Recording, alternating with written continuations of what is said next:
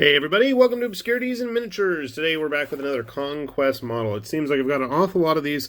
They recently had a markdown a little bit on Miniature Market, and I was already ordering a pile of junk for myself and for my brother and his birthday, so I figured, hey, why not? Let's get another model. Yeah, I'm not the biggest fan of normal humans, usually, but I figured this guy looks pretty swanky in his heavy armor there, so why not? Let's give it a try. I mean, it doesn't look too hard to paint. It's just, what, black, metallic, some red, some flesh. We're good to go, right? Right. So he does not come with a card. He's a lot like the Assault Preceptor in that he kind of goes along with the other models. This guy has been built. You can see the videos of it. This is just like all the cards of various models that I've built over the course of the last few weeks of Obscurities and Miniatures. Anyway, let's take a look at the model. As I said, no cards, but these are really nice boxes for cards. I love keeping them around. They're also great for doubling as spots to store all of the clips for battle systems, if you know what that is. Okay, so here is our seasoned veteran. He is 3 whole pieces. We can count that high. Pretty impressive. Zoom it in. So a nice nondescript dented up shield, because he is seasoned after all, but you can put whatever kind of heraldry or emblem you want on there. His hand is ball jointed, so it looks like we're going to have a little bit of playing around maneuverability there for that. The overall model itself, if you've listened to or seen any of my Conquest videos from Para Bellum, I really dig the resin models. A lot more so than the plastics. And I mean, even the plastics are really growing on me just because of their sheer uniqueness for the most part. He does have a nice little tree stump there. Sadly, no tactical rock, just a tactical stump. Facial details are nice and grizzled. Nice big scar running across his face there. All kinds of detail if you really want to get into the nitty-gritty, which is something that I've really appreciated, that they give you that option. And since Conquest models are a little bit on the larger side, that room for detail is a lot more relevant, and you can actually see what you're painting there. Something I've noticed about a lot of the Hundreds Kingdoms models is they have kind of those cherubim-like faces on a lot of their stuff. Don't know why. Nothing on his back, really.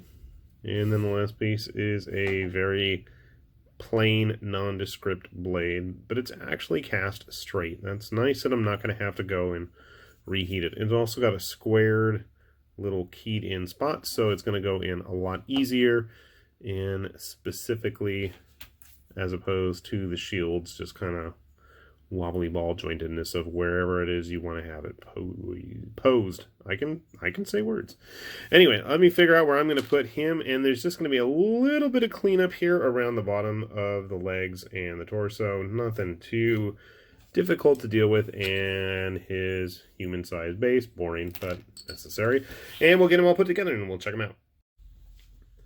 All right, we got our seasoned veteran all put together here. You can take a good look at him. Like I said earlier, detail's really nice. You know what? After looking at it and I was going through my bookshelf, it dawned on me, I knew what it finally reminded me of.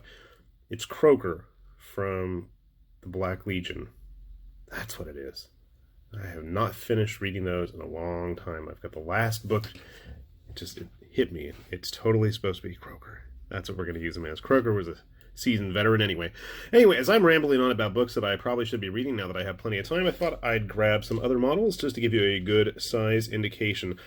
Surprisingly, I feel like he's a little bit thinner than the actual plastic militia. Maybe that's just because of the material. Grabbing another Para Bellum's model, if I could fit them on the camera. One of their Nord Raiders. Much more burly, bigger model. But then if we grab some other stuff, let's say like a GW model or a Mantic guy, you can see, yeah, he's tall, but he's not overtly, ridiculously big. Somewhere around here I thought I had, okay, a somewhat current GW human. you can see, yeah, there's going to be a size difference then. Grabbing a couple other things. Random avatars of war priest, if you wanted to have him in a empire type army. If you want to have him hanging out with some privateer stuff, maybe some Signar or something like that, he probably would fit in. Size isn't too bad, but again, the avatars of war model is much more in line with old GW, and I think it's not going to really work out. But in a skirmish game like Dragon Rampant or Frostgrave or something like that, I think a model like this would be a great leader type. Obviously, that's what he's supposed to be for anyways in Conquest.